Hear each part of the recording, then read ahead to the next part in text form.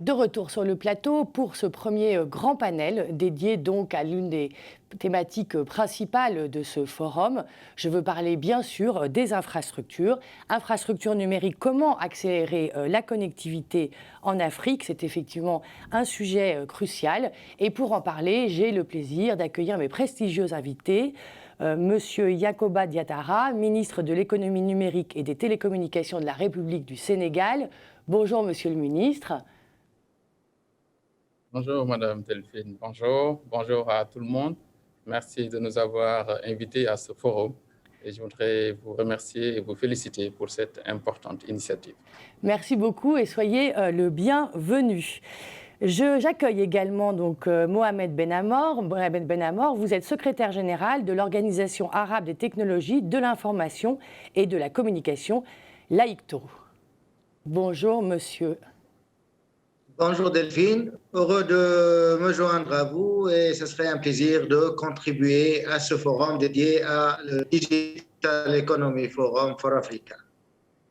Très bien, merci. Je me tourne maintenant donc vers Elisabeth Medou-Badang. Bonjour madame, vous êtes vice-présidente Orange Afrique et Moyen-Orient et porte-parole du groupe. Bonjour madame. Bonjour madame et bonjour à tous. Je suis honorée de participer à ce panel et je vous félicite également pour cette initiative qui adresse une des problématiques cruciales du développement de notre continent. Tout à fait, auquel participe Orange. Merci de votre présence. Et enfin, donc, Aboubacar Karim, qui est CEO de Investive. Bonjour. Bonjour et merci de m'avoir invité pour ce panel. C'est un plaisir pour moi de prendre part à cette activité et pour cette thématique aussi importante qui est tout ce qui a trait au digital. Voilà.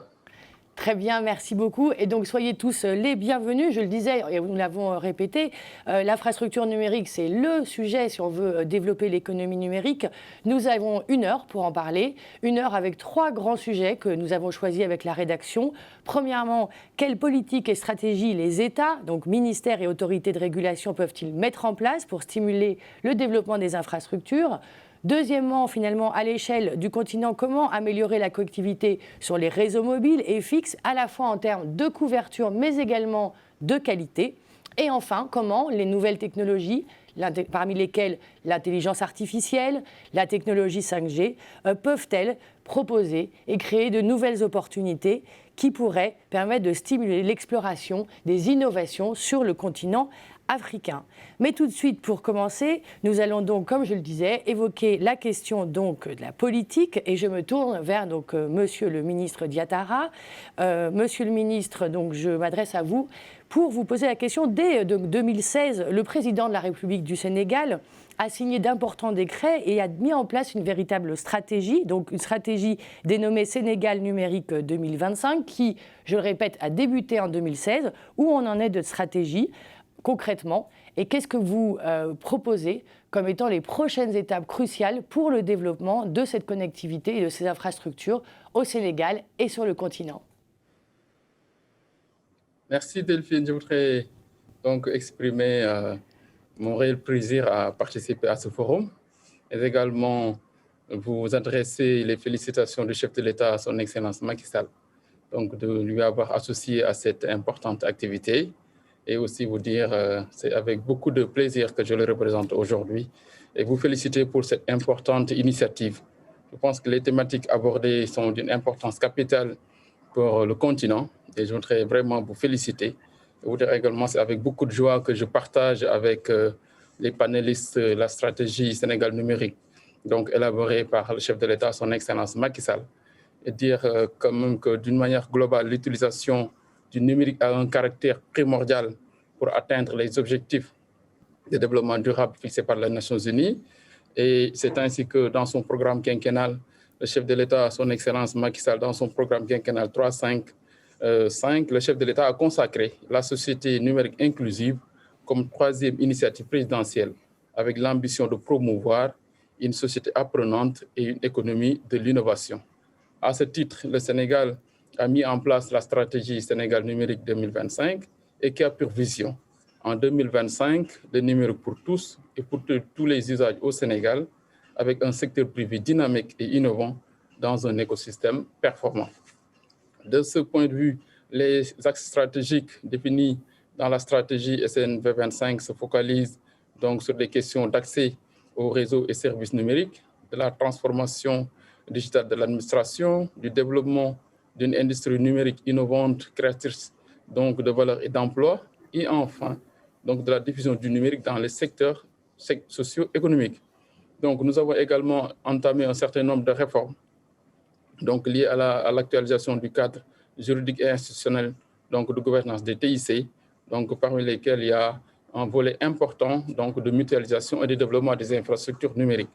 Donc pour dire simplement que l'accès à l'infrastructure est primordial et il stimule l'innovation numérique, favorise l'essor d'une économie numérique compétitive et inclusive et attire l'investissement et surtout permet l'éclosion de services émergents tels que l'Internet des objets, le big data, l'intelligence artificielle, les services financiers numériques, les fintech et le commerce électronique, surtout favorise la création d'emplois. C'est pour dire tout simplement d'une manière globale, le Sénégal est dans une dynamique de développement des infrastructures numériques pour permettre, comme on a dit, que l'économie numérique joue pleinement son rôle dans l'économie nationale.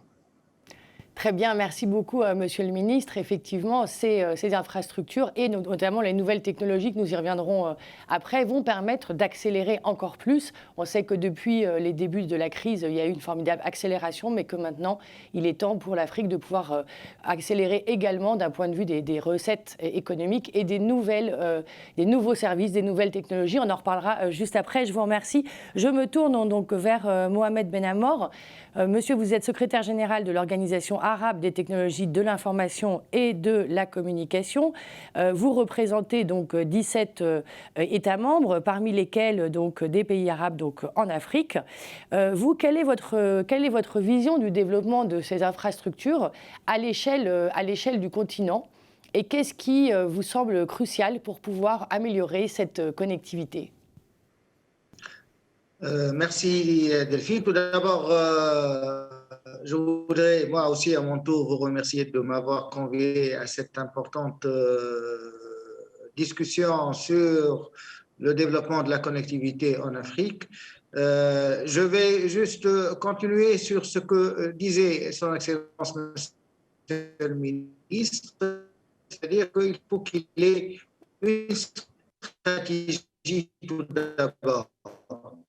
Une stratégie, ça prend en compte des objectifs clairs, les moyens pour parvenir à tous ces objectifs et quelles sont éventuellement les incitations, quels sont les encouragements qui seront mis sur la table pour favoriser cette stratégie devrait définir les objectifs et les moyens pour les aboutir. Donc, en 2-3 mots, généralement dans les pays arabes et également les pays africains, les pays se sont dotés de stratégies qu'on appelle le nom du pays numérique ou digital et qui définissent clairement comment ils comptent faire cette transformation digitale. Et la base est de pouvoir multiplier les accès pour pouvoir donner à un nombre maximum de citoyens la possibilité d'accéder à tous les bienfaits que représentent aujourd'hui les plateformes numériques. Je vais me tenir à ce niveau-là et éventuellement, je vais continuer tout à l'heure avec quels sont le genre d'incitations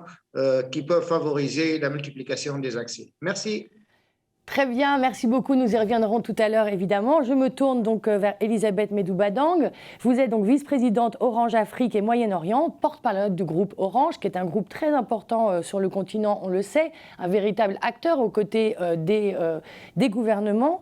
Orange est présent d'ailleurs dans 18 pays, donc vous avez une connaissance justement de la notion de stratégie mise en place par les gouvernements qu'on aimerait pouvoir partager avec vous et savoir, vous, en tant que grand groupe privé aux côtés des gouvernements, qu'est-ce que vous attendez finalement des pouvoirs publics? Qu'est-ce qui peut être mis en place ensemble pour améliorer ces infrastructures? Vous-même, donc le groupe Orange mobilisait plus d'1 milliard d'euros d'investissement dans les infrastructures numériques chaque année dans la zone Afrique-Moyen-Orient, donc vous êtes vraiment partenaire.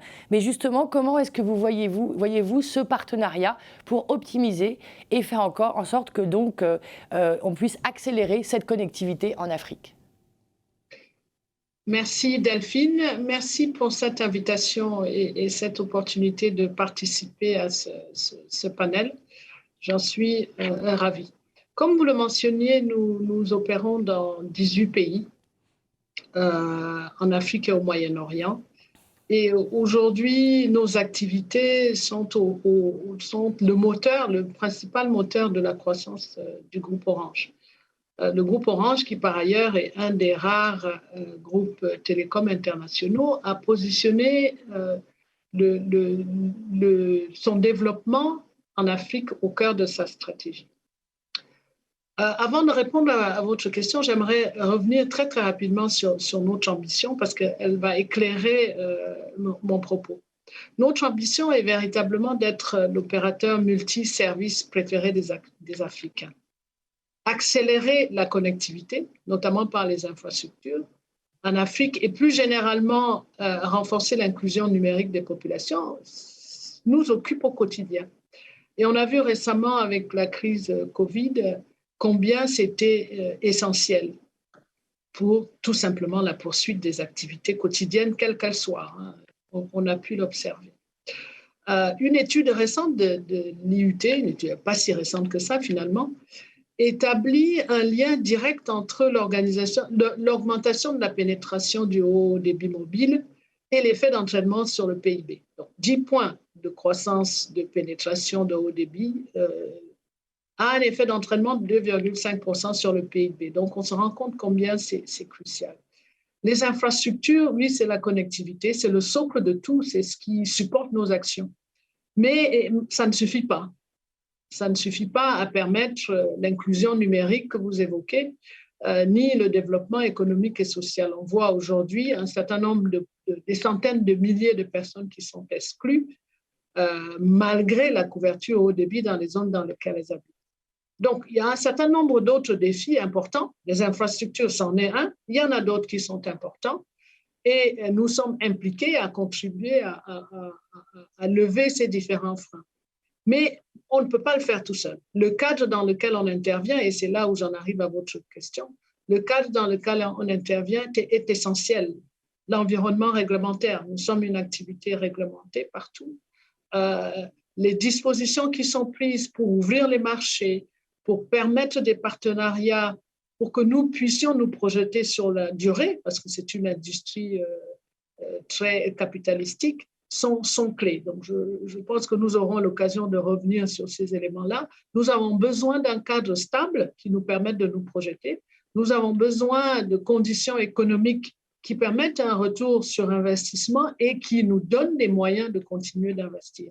Nous avons besoin d'un cadre qui nous permette de nouer des partenariats pour adresser ces problématiques d'inclusion. Quand on évoque, par exemple, les zones rurales, par exemple, les acteurs privés seuls ne peuvent pas y aller, les autorités non plus. Donc, il y a vraiment un besoin de partenariat entre toutes les parties prenantes pour adresser tous les défis que les infrastructures et plus généralement l'inclusion numérique supposent. Très bien, merci. Avant de donner la parole à Boubacar Karim, qui pourra nous parler de sa start-up qui utilise des drones et d'autres, montrer toute l'importance des nouvelles technologies, je voudrais revenir et faire rebondir donc Monsieur le ministre à vos propos. Monsieur le ministre, il a été évoqué plusieurs choses par Madame Médou Badang. La question de la régulation, du rôle en fait des gouvernements pour encadrer d'un point de vue réglementaire l'activité. Quelles sont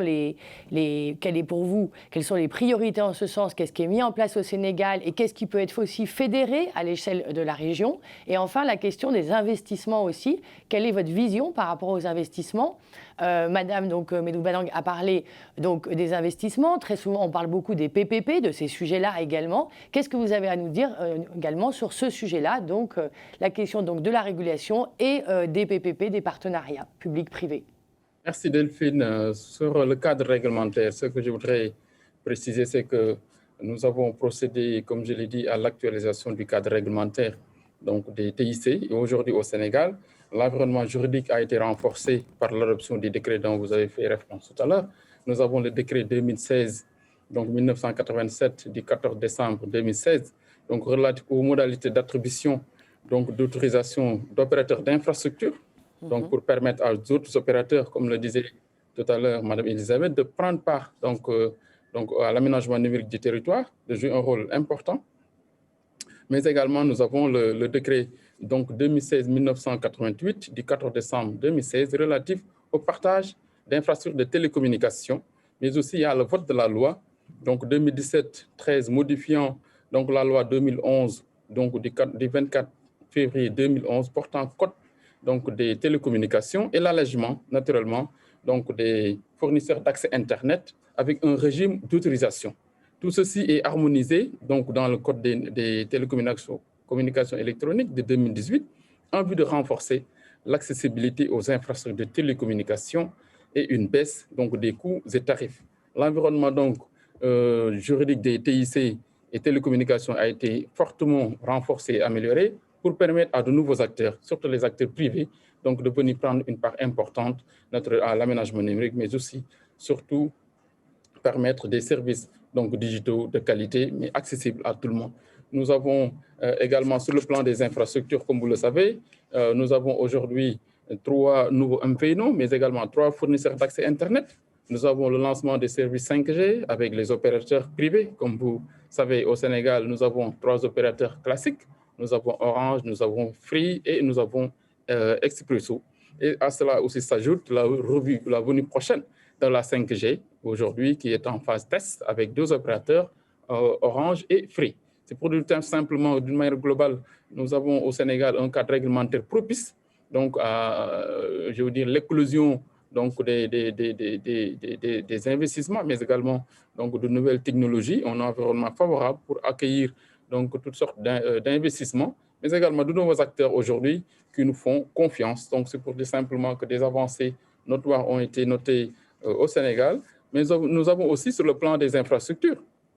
Nous bénéficions aujourd'hui de 14 000 km de fibre optique aujourd'hui sur l'ensemble du territoire, donc dont 5 000 donc, qui appartiennent à l'État du Sénégal, dans l'investissement public réalisé par l'État du Sénégal. Mais aussi, il y a les autres opérateurs. Nous voyons aujourd'hui, comme je l'ai dit, Orange, Free et Expresso, et aussi nous avons la chance d'avoir desservi par 4 câbles sous-marins au Sénégal. Nous avons 4 câbles aujourd'hui qui desservent le Sénégal. Nous avons Atlantis 2, SAT3, AIS et MEWAN, et qui permet de disposer d'une bande passante de plus de 450 000 gigabits par seconde depuis juillet 2021. Vraiment, c'est pour dire simplement que, d'une manière globale, le Sénégal aujourd'hui dispose d'infrastructures de qualité, aujourd'hui permettant de positionner le Sénégal comme un hub numérique de classe mondiale avec une qualité de connectivité assez intéressante. Très bien, merci beaucoup. Et je vais donc demander, je laisserai tout à l'heure Madame Médou Badang rebondir sur ce que vous avez dit, puisqu'elle est présente au Sénégal, et peut-être échanger avec vous sur ce qui pourrait être encore amélioré. Mais je voudrais donner avant la parole à Mohamed Benamor. Je vous disais, vous êtes secrétaire général de l'Organisation arabe des technologies de l'information et de la communication.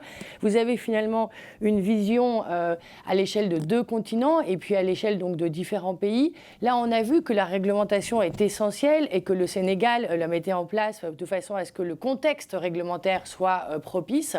Quelle est votre vision, vous, sur la mise en place de normes qui soient plus étendues et qui puissent permettre de garantir l'augmentation et l'accélération de la connectivité sur le continent africain, en tout cas de ce que vous en savez dans les pays arabes?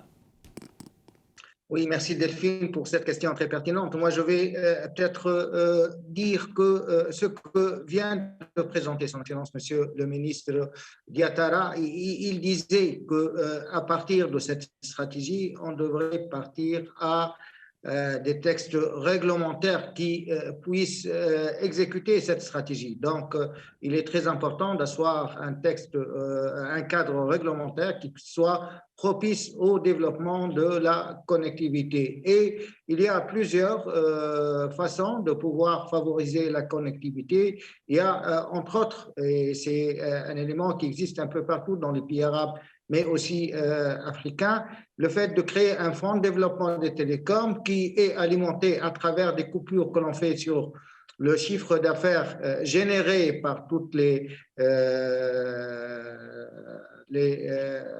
le chiffre d'affaires provenant des technologies, des services, des technologies de l'information et de la communication. Et ce budget-là va permettre d'alimenter ou bien de financer toutes les opérations de multiplication de l'infrastructure dans certaines zones. Et Elisabeth a parlé un peu de ça. Là où il n'est pas rentable d'investir pour les opérateurs télécoms tels que Orange ou autres opérateurs présents sur le continent ou la région arabe, là, il faut faire intervenir ce fonds pour réduire un peu et donner le complément pour que pour les opérateurs, ce soit quelque part rentable pour leurs investissements.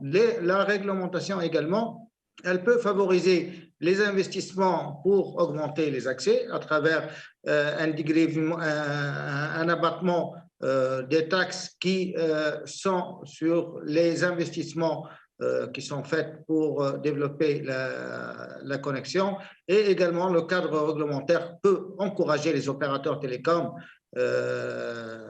à mutualiser leur infrastructure de telle sorte qu'ils utilisent en commun des infrastructures telles que les antennes, et ça peut aller jusqu'à arriver à une mutualisation complète de l'infrastructure, et on parle là de ce qu'on appelle le roaming national, c'est-à-dire que deux opérateurs, ils mettent ensemble le fonds nécessaire pour pouvoir déployer un réseau et l'exploiter d'une manière commune, ce qui a pour conséquence de réduire les investissements et augmenter la couverture des zones, surtout les zones là où il n'est pas rentable d'investir.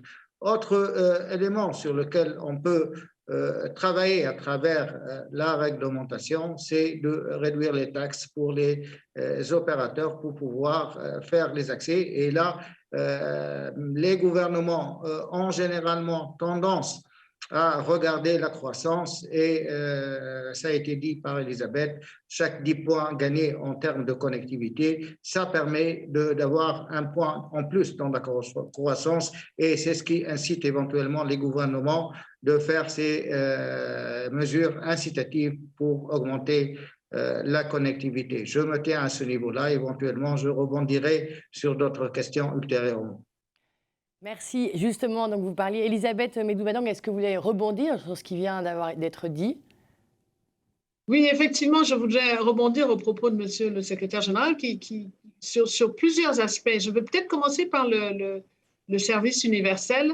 Effectivement, dans tous nos pays, la plupart de nos pays, en tout cas, on a cette contribution au fonds de développement, on l'appelle d'une façon ou d'une autre. Ces fonds sont censés contribuer au service universel, mais force est de constater aujourd'hui que dans la majorité des pays, l'efficacité de l'utilisation de ces fonds est, pour être politiquement correcte, elle est très, très relative. Je pense encore à une intervention de la Banque mondiale ou de l'IUT lors d'une réunion de la Fratel, qui est cette organisation qui réunit les pays, les régulateurs d'un certain nombre de pays francophones. Dans la plupart des cas, le fonds n'est pas bien utilisé. On ne sait pas ce que deviennent ces ressources-là. Ça devient finalement une taxe additionnelle. Il y a quelques bonnes pratiques pourtant, comme par exemple le Maroc, que vous connaissez sûrement, ou encore le Burkina Faso, où il y a ces systèmes d'enchères inversées, où il y a ces solutions de play or pay. Donc, vous investissez dans des zones particulières qui sont définies en concertation, évidemment, avec le gouvernement, mais où on a une responsabilité qui est confiée à un opérateur. Donc, l'avantage de ces solutions-là, c'est qu'on a des projets concrets qui ont été pensés avec des opérateurs du secteur et qui permettent véritablement de développer les télécommunications. Ce n'est malheureusement pas encore le cas, donc ça, c'est une piste d'évolution. Vous avez évoqué la question des taxes. Effectivement, c'est un point important. Nos entreprises payent les mêmes taxes que n'importe quel autre contribuable, mais à côté de ça, il y a des taxes sectorielles additionnelles. Quand je regarde sur notre footprint, les taux vont en pourcentage du chiffre d'affaires de 3,5% à 16%, ce qui est énorme, avec une médiane autour de 10%. Donc, ça fait 10% de plus de taxes sectorielle qui s'ajoute à toutes les autres taxes auxquelles tous les autres acteurs sont assujettis. Donc ça, c'est quand même un levier important. Autant on comprend les enjeux des États, hein, d'équilibrer leur budget, hein, de gérer leurs contraintes budgétaires court terme, autant il y a cette perspective d'investissement long terme qui devrait être davantage prise en compte pour permettre justement le développement de ces infrastructures-là que nous appelons tous de nos voeux. Très bien. Alors, moi, je me tourne à nouveau vers Monsieur le ministre. Je crois qu'il y a cette notion en fait, je pense que les investissements et les besoins sont tellement colossaux, à la fois en termes justement de couverture. Vous parliez en fait des zones blanches, de ces endroits où finalement il n'y a pas de connectivité. Comment on fait, première chose, et comment faire en sorte même que la qualité de la connectivité soit meilleure. Je pense que les montants des investissements sont tels qu'il faut prioriser. Comment est-ce que vous faites, vous, au Sénégal, pour finalement prioriser et mettre en place des systèmes de priorisation en matière d'investissement en partenariat avec vos partenaires, dont justement les opérateurs et tous les opérateurs et les entreprises privées avec lesquelles vous travaillez. Comment est-ce que vous arrivez à mettre en place des solutions justement pour que finalement, c'est toujours la question, comment faire que les budgets soient fléchés vers les priorités absolues, quoi. Merci Delphine. Je voudrais rebondir sur l'intervention de M. Mohamed Ben Amor par rapport à l'accès universel. L'accès universel est une préoccupation majeure, d'autant plus qu'aujourd'hui, l'exigence des populations pour un accès aux services de télécommunications électroniques est une exigence légitime, parce que nous sommes maintenant dans un monde de communication, toutes les populations ont droit donc à un service de télécommunication optimal. De ce point de vue, aussi, l'État du Sénégal a mis en place donc un fonds de développement donc, du service universel, donc aujourd'hui, qui est alimenté principalement par un prélèvement donc, de 4,5, c'est la contribution spéciale des télécoms, donc pour combler donc, le gap et le manque de couverture des opérateurs au niveau des zones mal desservies, qu'on appelle les zones blanches. De ce point de vue-là, nous avons au Sénégal donc un projet que parce que nous avons fait une étude qui a démontré que nous avons plus de à peu près 300 collectivités territoriales qui ne sont pas couvertes donc par un réseau de télécommunications optimal. De ce point de vue-là, nous avons réfléchi sur un aménagement numérique intégral du territoire national, conformément aux instructions du chef de l'État. Et de ce point de vue-là, nous avons mis en place un projet pilote que nous appelons PUDISAU. C'est un projet pilote d'accès universel, donc pour couvrir l'ensemble du territoire national, surtout au niveau donc, des zones frontalières. Et sur ça, différentes technologies sont aujourd'hui en train d'être testées, mises en place avec l'agence de régulation, mais également les opérateurs pour apprécier les meilleures technologies à appliquer pour la couverture intégrale du territoire national.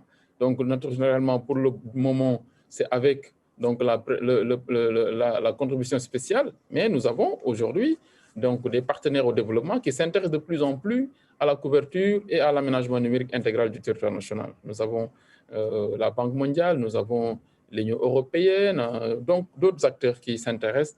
Et le projet pilote que nous sommes en train de développer sera évalué au mois de décembre prochain pour voir les meilleures technologies à mettre en place pour un accès universel intégral du territoire. C'est pour dire simplement que le fonds, donc aujourd'hui, à notre niveau, en tout cas au Sénégal, peut-être Elisabeth n'a pas tous les éléments d'appréciation de ce fonds au Sénégal pour pouvoir apprécier l'efficacité et l'efficience recherchée pour que ce fonds soit un fonds efficient, donc capable aujourd'hui de contribuer de manière efficace donc à la couverture numérique du territoire. Donc nous allons, comme j'ai dit, très prochainement procéder à l'évaluation et naturellement de manière concertée avec les opérateurs, avec les bailleurs de fonds, nous allons vers un atelier national d'échange sur l'aménagement intégral du territoire national. Vraiment, c'est ce que je voulais dire sur la réglementation, mais également sur en fait, les différents projets initiés au niveau de l'État du Sénégal avec le Fonds universel et l'exigence vraiment d'un accès universel aux services de télécommunication sur l'ensemble du territoire national. Donc vous êtes d'accord avec l'idée que, compte tenu de l'importance des enjeux et des investissements à mettre en place, il faut qu'il y ait une concertation et une priorisation qui soit commune avec l'ensemble des acteurs au-delà de la création des fonds eux-mêmes finalement. Absolument. Absolument. Au Sénégal, la concertation est permanente. Nous avons mis en place un cadre d'échange et de mutualisation entre l'État et les opérateurs, sous la supervision naturellement du régulateur, donc la RTP, qui est en train également d'évaluer donc, sur l'ensemble du territoire la qualité donc, et le niveau de couverture sur l'ensemble du territoire, surtout au niveau des zones les plus reculées. De ce point de vue-là, c'est avec les opérateurs et de manière concertée que l'État, les opérateurs et les bailleurs de fonds vont travailler donc, sur un plan d'aménagement intégral du territoire. Nous avons aujourd'hui un projet pilote qui est en train de tester au niveau des 10 communes rurales. Donc, et à l'issue, nous allons naturellement aller à l'échelle pour que sur l'ensemble du territoire, nous puissions mettre en place et en application les meilleures technologies identifiées donc, dans cette phase pilote-là, avec l'appui de tous les partenaires au développement. Très bien, merci beaucoup. Je voudrais donc, comme je vous le disais au départ, l'objectif, donc, nous avons discuté bien sûr de la politique et des stratégies des États, des leviers effectivement partenariaux ou de priorisation pour améliorer la connectivité. Je voudrais qu'on en vienne maintenant finalement aux nouvelles technologies elles-mêmes, d'accord, et donc à l'intelligence artificielle, au réseau 5G et à tous ces sujets-là. Et parce que la raison pour cela, c'est que nous avons le plaisir d'accueillir, je le disais au début, Aboubacar Karim, qui est donc PDG d'Investive. Donc Aboubacar Karim, vous êtes un jeune agroéconomiste ivoirien et fondateur donc d'Investive, une start-up que vous avez lancée en 2017 et qui transforme l'agriculture grâce à la technologie. Vous avez été lauréat de nombreux concours, notamment de l'Africa's Business Heroes en 2020. Ainsi que du prix national d'excellence du meilleur chef d'entreprise jeune. Votre start-up utilise une technologie innovante, celle des drones, qui donc accompagne notamment les agriculteurs dans différentes activités, notamment dans l'épandage, je crois, et également dans le traitement des données. Est-ce que vous pourriez nous en dire un peu plus ? Oui, bien sûr. Déjà, merci de me donner l'opportunité de pouvoir participer à ce panel-là et merci à vous pour l'organisation. Donc, effectivement, Investive est spécialisé dans l'utilisation des drones appliqués au secteur agricole. Déjà, pour tout ce qui est diagnostic phytosanitaire par drone, donc on utilise des drones pour faire en fait de la collecte de données sur le terrain, ensuite analyser ces données-là et faire en fait du traitement localisé avec de l'épandage aérien par drone. Donc, on a plusieurs types de drones. Donc, on a des drones qui sont spécialisés pour faire de la collecte de données et on a d'autres drones qui sont en fait pour l'épandage aérien. Donc, on combine en fait ces deux technologies-là pour pouvoir apporter en fait une solution qu'on appelle d'agriculture de précision aux agriculteurs, aux coopératives agricoles, aux agro-industriels aussi et aux ONG d'appui au secteur agricole. Voilà, donc Investive aujourd'hui travaille en Côte d'Ivoire, a aussi déjà travaillé dans des pays comme le Tchad, le Sénégal aussi, où on a eu à faire de la formation. Au Mali aussi. Voilà, donc on est vraiment dans tout ce qui a trait en fait à tout ce qui est utilisation des données en fait pour améliorer l'agriculture, améliorer tout ce qui est transfert d'informations en fait du producteur à l'ingénieur agronome qui le suit ou bien même aux agences nationales de développement rural qui font le suivi aussi des agriculteurs et tout. Très bien, merci. C'est très intéressant car je crois que ça illustre la capacité qu'effectivement ces infrastructures numériques permettent, puisque vous me le disiez lorsqu'on a préparé ce panel, quand même la qualité de la connexion est essentielle pour la récupération, la bonne récupération en temps réel de vos données. Bien sûr. En fait, déjà, l'un des plus gros problèmes en fait en agriculture, qui est l'un des principaux secteurs dans tous les pays quasiment en Afrique, c'est l'accès en fait à l'information, l'accès aux données de qualité. Aujourd'hui, par exemple, si on veut savoir le nombre de tonnes de tomates, par exemple, qui a été produit en Côte d'Ivoire, vous aurez peut-être 3-4 chiffres différents. Et ça, souvent, c'est difficile, en fait, pour faire des prévisions et tout. Et en fait, aujourd'hui, il y a un gros rattrapage, en fait, en termes de collecte de données, en termes de collecte d'informations qui se fait via des plateformes de traçabilité, donc des plateformes qui sont construites pour pouvoir récupérer des données et tout. Mais oui, donc la connectivité joue, en fait, beaucoup là-dedans parce que ça occasionne souvent des problèmes, en fait, sur le terrain pour pouvoir collecter ces données-là en temps réel. Après, toutes ces solutions aussi, vu qu'on anticipe les problèmes de connectivité, on peut travailler offline et après se mettre à jour automatiquement quand on rentre dans une zone de connectivité. Mais j'avoue que l'accès, en tout cas, à une meilleure connectivité pourra nous permettre de pouvoir être plus performants déjà en matière de collecte de données, en matière aussi de transfert de l'information d'un côté aux agriculteurs et de l'autre côté aux organismes publics qui soutiennent les agriculteurs. Et ça, c'est intéressant. Très bien, merci beaucoup. Et on voit bien que votre propos illustre l'importance de cette connectivité pour faire en sorte que les nouvelles technologies puissent donc développer de nouveaux secteurs d'activité ou renforcer les secteurs traditionnels. Elisabeth Medou-Badang, qu'est-ce que l'intervention d'Aboubacar Karim vous inspire en tant que groupe Orange présent, comme vous le disiez, dans plus donc de 18, enfin quand je le disais, de 18 pays du continent. Et comment, selon vous, donc les nouvelles technologies, l'intelligence artificielle, la technologie 5G, va-t-elle créer de nouvelles opportunités sur le continent ?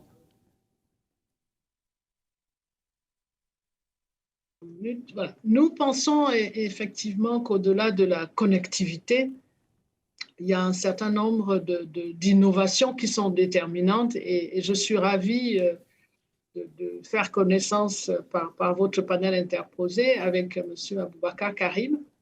Je sais que notre filiale en Côte d'Ivoire, je ne sais même pas s'ils ne travaillent pas avec vous, mais ils travaillent avec vous, hein, c'est ça, hein?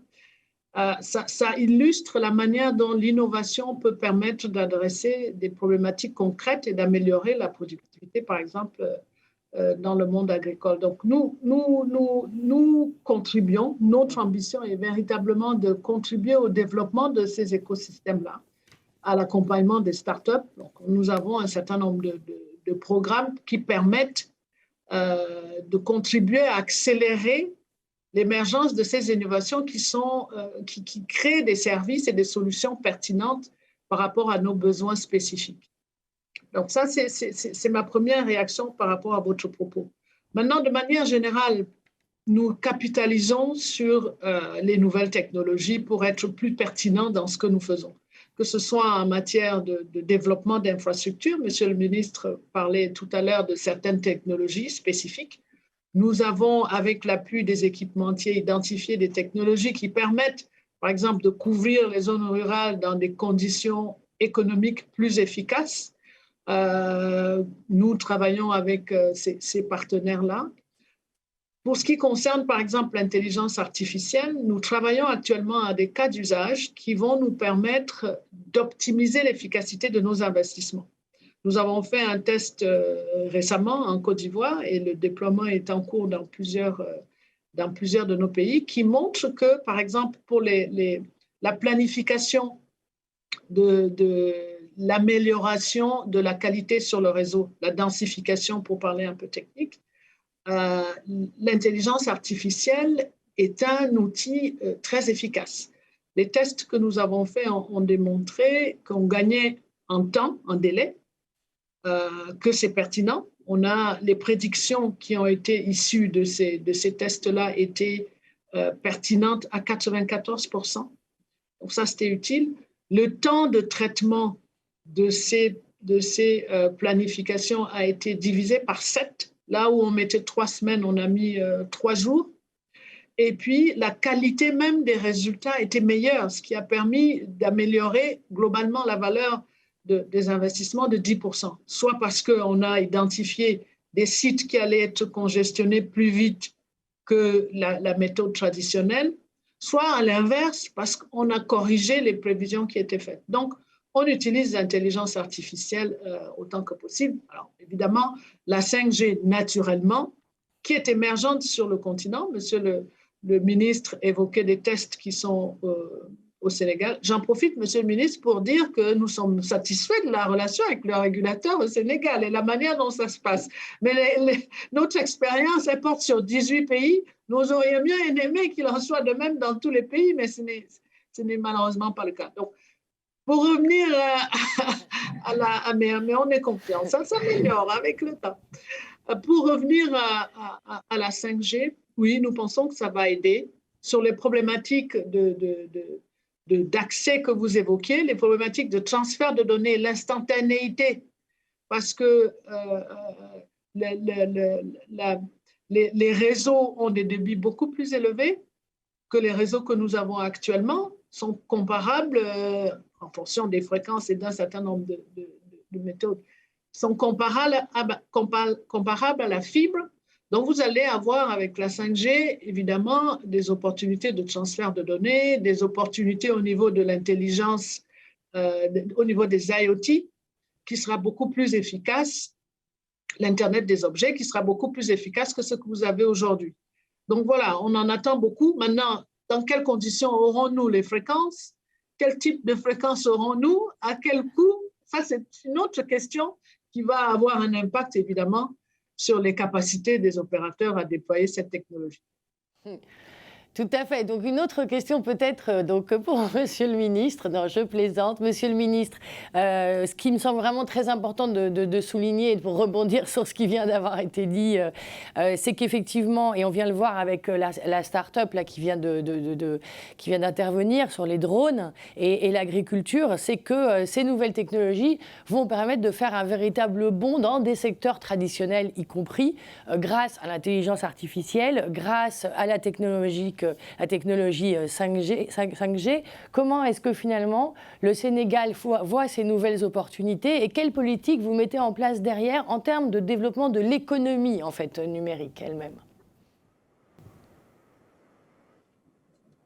Merci Delphine. Commencez d'abord par féliciter Aboubacar pour leur performance et ça suscite beaucoup d'espoir pour le continent, mais également pour les acteurs de l'écosystème du numérique en Afrique. Donc, en l'écoutant, j'ai en souvenance le lauréat du Grand Prix du chef de l'État pour l'innovation numérique de édition 2021, donc qui a consacré une start-up sénégalaise qui a travaillé d'ailleurs comme Aboubacar dans le domaine de l'agriculture. Et aujourd'hui, c'est la même technologie, le même secteur, les mêmes innovations avec, comme vous l'avez dit, l'intelligence artificielle qui est mise à contribution pour le développement des secteurs classiques, traditionnels, qui étaient souvent délaissés donc, par un peu l'innovation et les nouvelles technologies. Aujourd'hui, je pense que c'est un sentiment d'espoir qui m'habite avec aujourd'hui ce que vient de partager Abdou Karim. Et je pense que le continent peut beaucoup tirer naturellement de ces technologies émergentes qui peuvent vraiment booster certaines économies, mais également certains secteurs importants de l'économie africaine. Donc, dire simplement que nous, au niveau du Sénégal, nous avons, comme j'ai dit, mis en place un certain nombre de mesures incitatives pour accompagner surtout les startups. Donc, nous avons la Startup Act qui a été votée l'année dernière et tout récemment, en Conseil des ministres, nous avons adopté le décret d'application portant application de la loi sur les startups qui met en place un certain nombre de mesures incitatives. Nous allons mettre en place un fonds d'appui et d'accompagnement des startups alimentés d'abord sur ressources publiques. L'État, le chef de l'État, son Excellence Macky Sall, a mis en place un fonds d'appui aux startups d'un montant de 15 milliards de francs CFA. Nous avons également les bailleurs, les partenaires au développement comme la Banque mondiale qui s'intéressent au fonds pour accompagner davantage les startups pour permettre naturellement à des talents comme Aboubacar d'éclore et naturellement de contribuer au développement de l'économie du continent d'une manière globale. En tout cas, c'est ce que nous sommes en train de faire au Sénégal, pour vraiment inciter l'innovation et le développement comme on a dit tout à l'heure, des technologies émergentes. Nous avons, je l'ai précisé tantôt, l'expérimentation de la 5G avec 2 opérateurs, il y a Orange et Free, qui ont expérimenté l'année dernière en marche d'ailleurs du forum donc, sur le numérique et le Grand Prix du chef de l'État, donc la 5G. Aujourd'hui, nous attendons du régulateur le rapport d'évaluation donc, des tests avant naturellement de procéder peut-être au lancement officiel donc, de la 5G et l'élaboration d'un cahier de charges de manière concertée pour permettre aux opérateurs de pouvoir très rapidement donc aujourd'hui lancer la 5G et capitaliser tous les bénéfices attendus de la 5G donc dans sorte des secteurs classiques comme l'agriculture, la santé et autres vraiment pour booster davantage l'économie du continent. Je vous remercie beaucoup, Monsieur le ministre. Vous avez souligné un point très important. Vous avez dit, parce que en fait, ça donne de l'espoir. C'est-à-dire l'espoir de faire, grâce, pas seulement aux infrastructures, où ça semble un débat finalement qui peut devenir très technique, on voit bien que derrière, ça fait émerger des vocations, des nouvelles technologies, de l'innovation, du travail pour la jeunesse, pour les talents, le capital humain. Donc on voit bien que les infrastructures sont quand même la base de, derrière, toute une chaîne très importante et qu'à ce titre, votre ministère et ce que vous faites avec vos différents partenaires, dont Orange bien évidemment, est totalement crucial à l'échelle même, bien sûr, du futur de votre pays et du continent lui-même. Je voudrais me tourner vers Mohamed Ben Amor. Alors, Mohamed Ben Amor, justement, on en parlait lorsqu'on a évoqué ce panel ensemble. Nous avions évoqué la question des PPP que nous avons évoqué juste avant. Et nous avions évoqué, bien sûr, la question donc, de l'accès universel, mais également de la 5G. Quels sont donc pour vous les leviers que représente donc, cette 5G? Où en est-on aujourd'hui?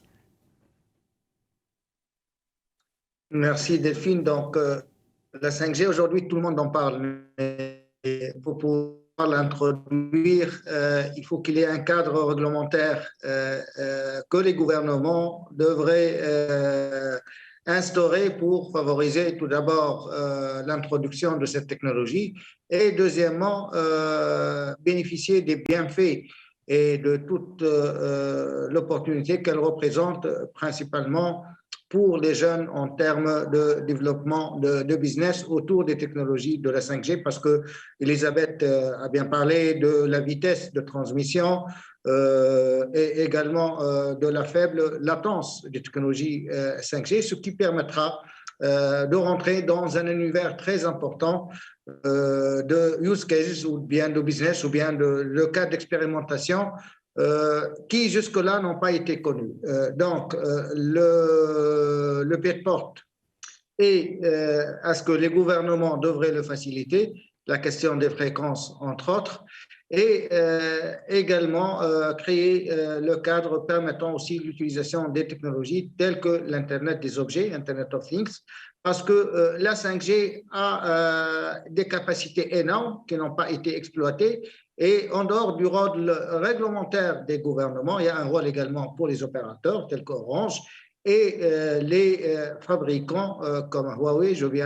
Je vois qu'il est partenaire à ce panel. Donc, il y a beaucoup de use cases qu'ils devraient s'investir à pouvoir démontrer pour la jeunesse, pour montrer quelles sont les capacités, quel est le business qu'ils peuvent dégager à travers l'utilisation de 5G. Et comme je l'ai dit, le potentiel est énorme. Il faut juste le connaître et aller au-delà de ce que représentent aujourd'hui les technologies en termes de possibilités comme la 4G ou la 3G. C'est une révolution technologique et qui va permettre un bon usage des autres technologies qu'on connaît aujourd'hui, comme l'Internet of Things, comme le Big Data, et c'est très bien. Juste pour dire à Abou Bakar que l'Organisation arabe des technologies de l'information et de la communication organise le Forum arabo-africain d'agriculture intelligente une fois tous les 2 ans, et ça concerne et les jeunes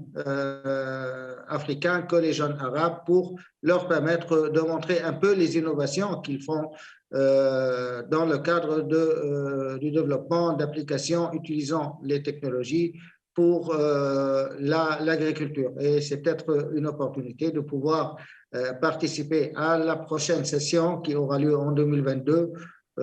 Les discussions ont commencé avec le Soudan pour abriter la 2e édition de ce forum. J'espère bien vous voir durant cette session. Eh bien, je crois que l'invitation est passée. Merci beaucoup pour lui. Aboubacar, si vous m'entendez, donc Monsieur Mohamed Ben Amor vient de vous inviter. Est-ce que vous pouvez lui répondre? Oui, il n'y a pas de souci. Donc, ça serait un plaisir pour moi de pouvoir participer à ce forum-là. Voilà, il n'y a pas de souci.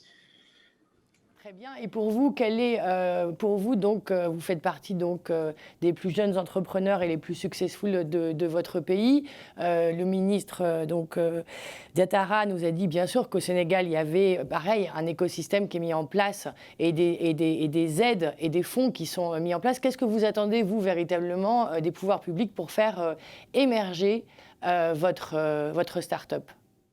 Ok, donc je pense que les pouvoirs publics l'ont compris. Voilà, ça fait moi, je suis dans l'écosystème, en tout cas entrepreneurial, depuis 2017.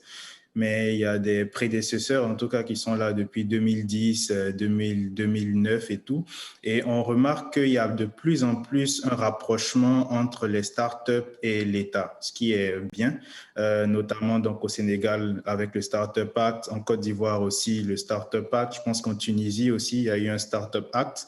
Donc déjà, ça, c'est encourageant, mais on ne le dira jamais assez. Il faut vraiment que les États considèrent en tout cas les startups africaines comme un enjeu en fait de souveraineté. Voilà, ce serait vraiment, je vais dire, aujourd'hui, il y a des talents en Afrique, aussi bien en Afrique, sur le territoire africain, mais aussi dans la diaspora. Voilà, on a plein d'étudiants étrangers, plein de personnes qui ont vraiment des beaux projets, mais qui, en fait, ont besoin d'une infrastructure. Et quand je parle d'infrastructure, je parle aussi de l'accès, en fait, à tout ce qui est recherche et développement. Et parce qu'aujourd'hui, en fait, ce qu'on constate, c'est qu'on est plus, en fait, on n'est pas créateur souvent de ces technologies-là, on est plus consommateur. Quand une start-up réussit, à un moment donné, quand elle arrive à porter au plus haut niveau sa technologie, ce qu'elle fait, c'est que peut-être qu'elle va distribuer en fait une technologie qui existe déjà ailleurs ou bien l'adapter. Et il faut vraiment qu'on investisse dans tout ce qui est recherche et développement, qu'on ait plus de solutions qui sont d'origines africaines, parce que c'est que comme ça en fait qu'on peut adresser aussi les problèmes qui sont liés en fait à nos réalités. Voilà, donc il faut vraiment qu'on adapte en fait nos technologies au contexte local. Et là, j'aimerais revenir il faut aussi qu'on anticipe en fait ce qui va se passer dans le futur. Aujourd'hui, quand je parle de recherche et développement, je suis dans les drones, je suis dans l'agriculture, mais je vois ce qui se passe ailleurs en matière des drones. Et par exemple, dans le secteur des transports, aujourd'hui, on parle de drones, par exemple, qui peuvent transporter des hommes, des drones qui sont dans tout ce qui est service ambulancier et tout. Et ce sont des technologies qui vont voir le jour dans 3, 4, 5 ans. Et il faut déjà qu'en tant qu'Africain, quand on voit le secteur du transport, on puisse déjà anticiper sur ce type de technologie-là. Et je pense que c'est que comme ça qu'on peut arriver à réaliser en tout cas à régler en fait nos problématiques. Donc déjà, pour revenir sur la question, je dirais que en fait, pour que l'écosystème se développe, il faut des échanges constants entre les gouvernements, les autorités publiques et les acteurs de l'écosystème. Et je pense que il y a déjà en fait un cadre pour ce type d'échange-là, mais il faut vraiment que ça continue et il faut que ça s'intensifie. Très bien, merci beaucoup. Monsieur le ministre, comment est-ce que vous réagissez à ce start-upper qui dit que finalement, lui, il attend vraiment l'État, alors ce n'est pas forcément le Sénégal, mais enfin son État, et que finalement, c'est qu'une question de souveraineté, que de pouvoir développer cet écosystème de start-up. Première question, et puis peut-être en conclusion de ce panel qui s'achève, j'aimerais ouvrir avec vous, au-delà du Sénégal, voir selon vous, donc la Commission de l'Union africaine a développé elle aussi une stratégie de transformation digitale, donc Afrique 2020-2030. Pour vous, qu'est-ce que vous en attendez et qu'est-ce qui va être fait selon vous? Qu'est-ce que vous attendez à l'échelle de la région et du continent pour qu'il y ait une véritable accélération en matière d'infrastructures numériques? Merci Delphine. Naturellement confirmer aujourd'hui les propos de Abou Bakar par rapport à la prise de conscience des États de se rapprocher ou d'aménager un environnement propice pour l'éclosion de nos talents en Afrique. Je pense que de ce point de vue-là, il faut saluer les efforts des gouvernements aujourd'hui qui de plus en plus mettent en place un cadre incitatif à l'éclosion donc des startups, des talents, mais également qui accompagnent l'innovation.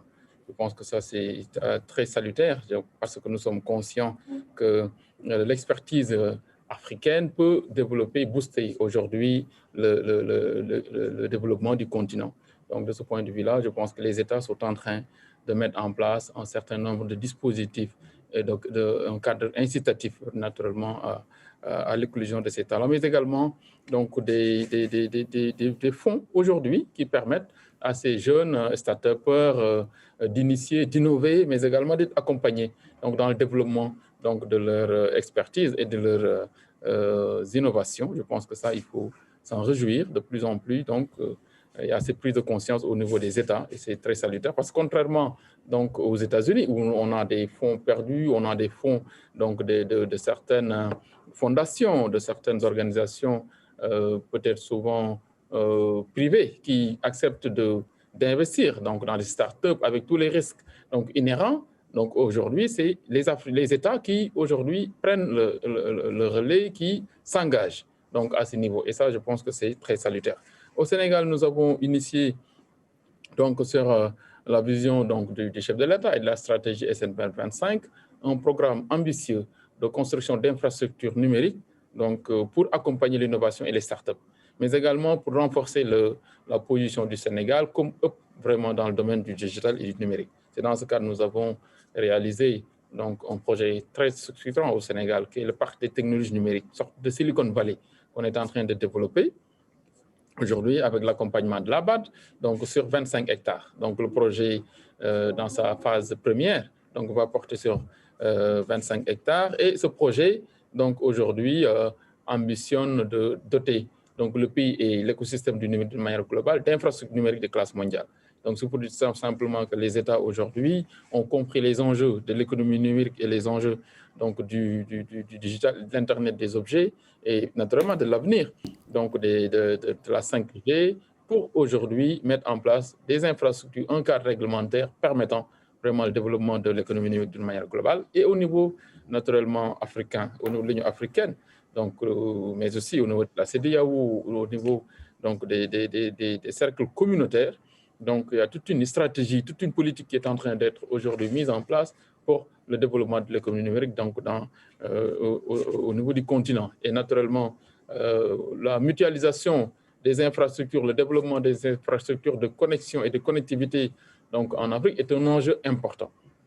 Donc, c'est pourquoi d'ailleurs, nous sommes en train également au niveau donc, de Smart Africa, donc, sous la présidence du président Kagame, de développer donc, une stratégie, une vision, donc, s'attendait naturellement qui est arrimée à la vision de l'Union africaine pour le développement et la mutualisation des infrastructures par l'investissement public, mais également privé, cumulé, mutualisé pour arriver aujourd'hui à un marché commun de l'économie numérique en Afrique. Donc, je pense que cette ambition est tout à fait légitime, mais également, elle est vraiment aujourd'hui en train d'être mise en œuvre de manière efficace par les chefs d'État.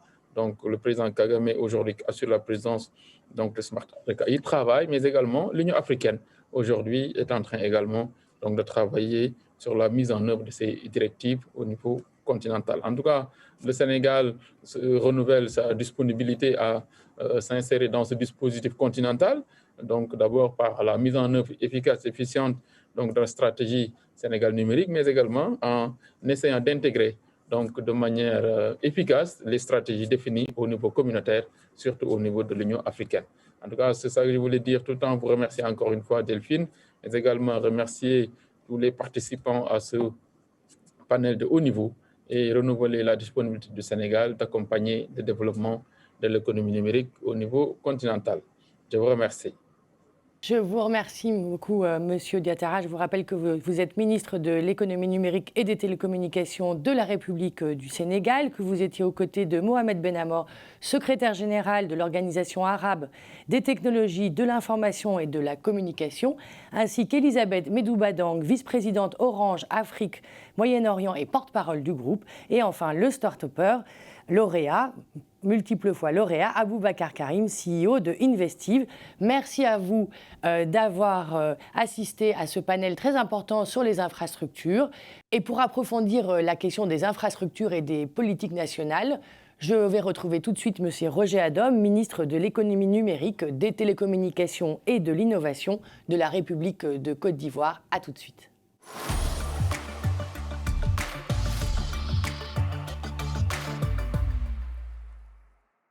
Et pour approfondir la question des infrastructures, j'ai le plaisir d'accueillir M. Roger Adom, ministre de l'économie numérique, des télécommunications et de l'innovation de la République de Côte d'Ivoire. Monsieur le ministre, bonjour. Bonjour madame. Comme je le disais, la question des infrastructures numériques est la condition sine qua non du développement de l'économie numérique sur le continent. Alors, concernant justement la Côte d'Ivoire, quel est le rôle de ces infrastructures selon vous dans le rayonnement digital de votre pays et du continent? Et quelles sont finalement les mesures les plus importantes qui sont prises par l'État ivoirien pour développer la connectivité? D'accord, en tout cas, je vous remercie. La question des infrastructures, elle est clé. L'infrastructure, c'est la base. Donc, si nous voulons avoir des services numériques partout, il nous faut des infrastructures partout. Enfin, c'est un euphémisme.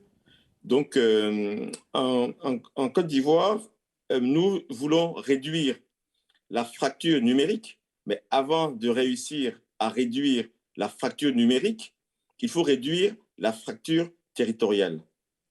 En ce qui concerne les infrastructures, elles sont, à mon avis, au niveau de 3 niveaux.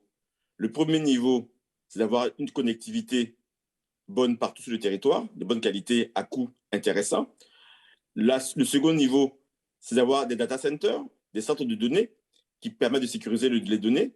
Et le troisième niveau, c'est de réussir à avoir, notamment en Côte d'Ivoire, des câbles sous-marins afin d'avoir un coût de l'Internet vers l'extérieur qui soit un coût abordable et intéressant.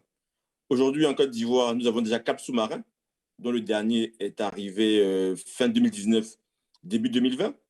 Au niveau des infrastructures, nous installons ce que nous appelons le RNHD, donc le réseau national haut débit.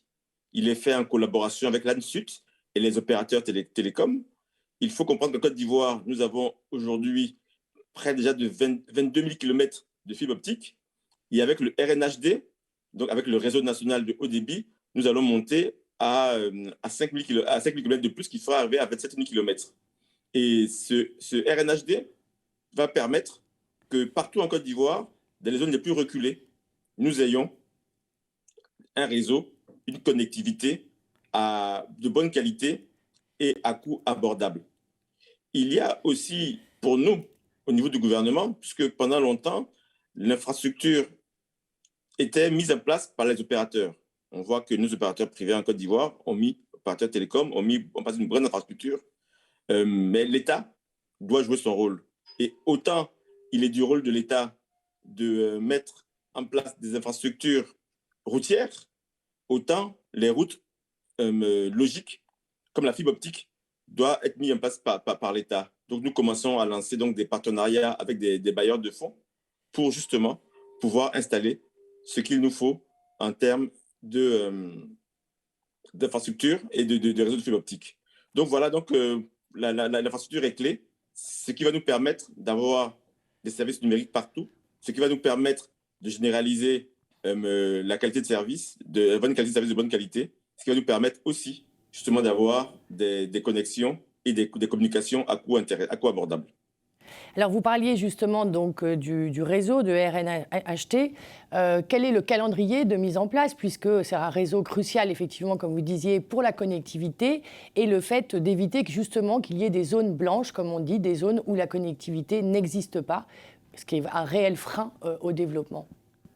Oui, tout à fait. Donc, sur le RNHD, nous espérons finaliser les travaux pour la fin de l'année 2022.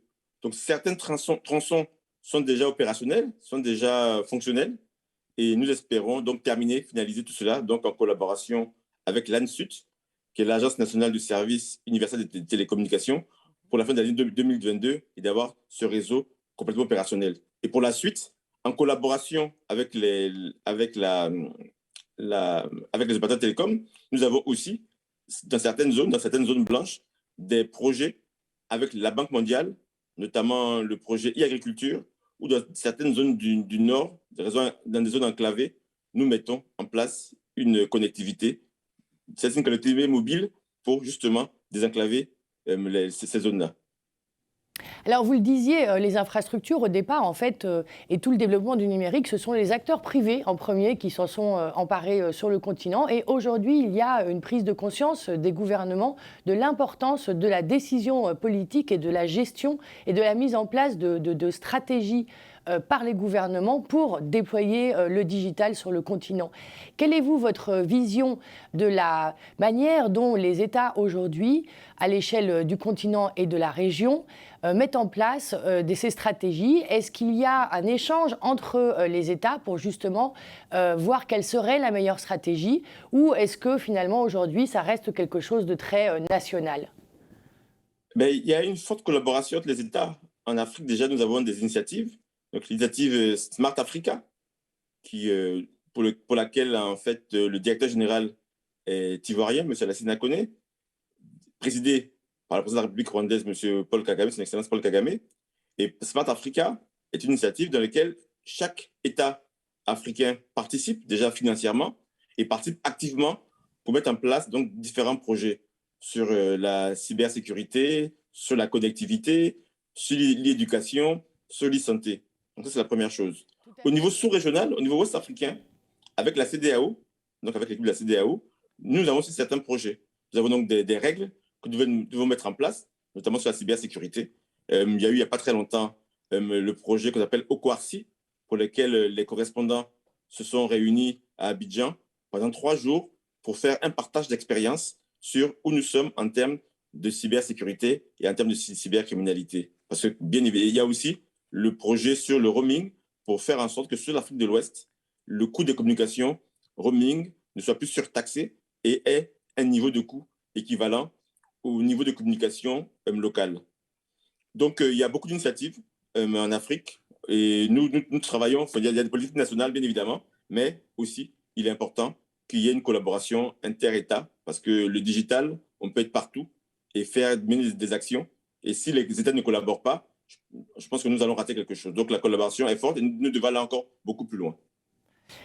Merci, oui, tout à fait. Nous avons d'ailleurs écouté en ouverture de ce forum M. Lassina Conné, le directeur général de Smart Africa, qui a évoqué ces sujets. Globalement, le sujet est à la fois le fait de partager les meilleures pratiques, mais également d'avoir une approche partenariale. Vous parliez des opérateurs. Il est clair que pour le développement de l'économie numérique et pour sa transformation, c'est un partenariat entre le public et le privé qui est capital pour la réussite du développement de l'économie.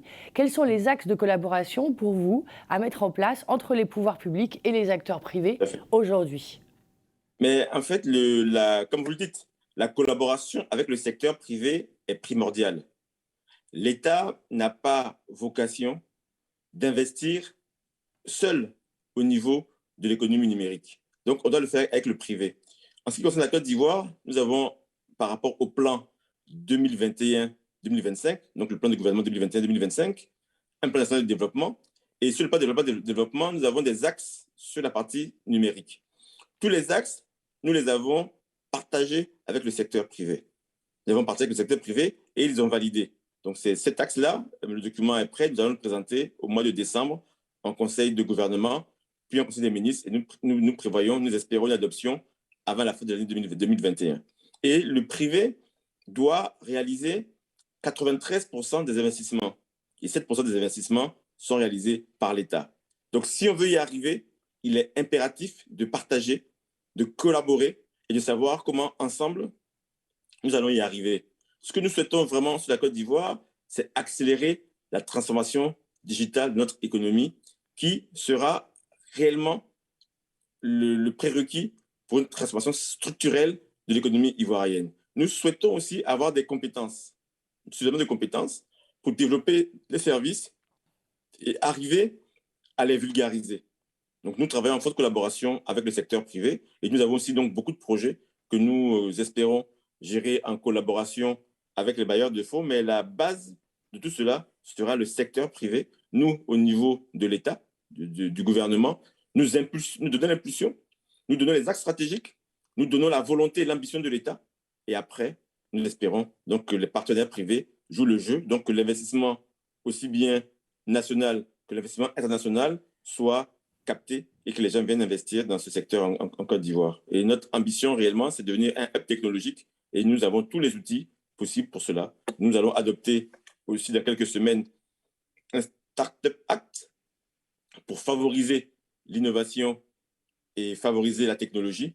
Donc, nous avons tous les instruments en place pour être vraiment un acteur, un État majeur dans le domaine du numérique et nous espérons que le privé jouera son rôle, prendra sa part, car l'État n'a pas cette vocation à investir dans ce domaine, mais l'État a vocation à mettre en place tout ce qu'il faut, toutes les règles qu'il faut pour favoriser l'investissement, faire en sorte qu'il y ait des entreprises qui se créent, pérennes, des entreprises qui gagnent de l'argent, qui font des affaires et qui permettent de garantir le rayonnement du digital en Côte d'Ivoire.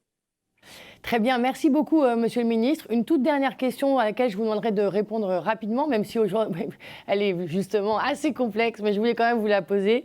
Par rapport à la stratégie, donc à votre stratégie de transformation digitale de la Côte d'Ivoire, ça serait quoi le succès de cette transformation? Ça donnerait quoi comme résultat concrètement sur le terrain d'ici à 5-10 ans? C'est une très bonne question et je crois que c'est compliqué de répondre rapidement. Mais le plus important, c'est que le numérique soit réellement intégré dans le quotidien de tout un chacun. La Côte d'Ivoire est quand même un pays aujourd'hui qui a 26 millions d'habitants et 40 millions de clients au niveau donc, du mobile. Donc nous sommes très bons au niveau du mobile. Au niveau du mobile money, du mobile banking, nous avons 24 millions d'utilisateurs pour 26 millions d'habitants.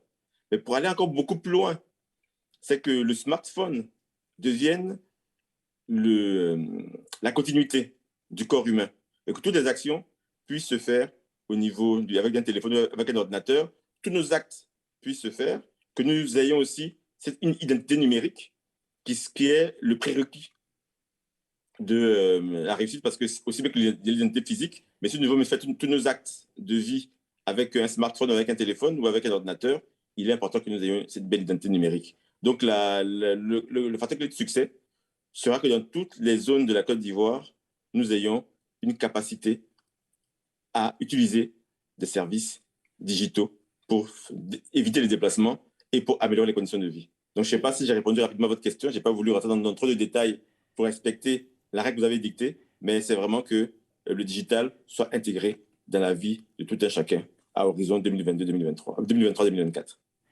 Très bien, merci beaucoup. Oui, tout à fait. C'était la question on en a parlé de la connectivité, des infrastructures, pourquoi elles sont importantes, et derrière, parce que c'est quand même l'objectif, c'est que ça ait un impact pour le citoyen et les citoyens que nous sommes. Merci beaucoup, Monsieur le Ministre.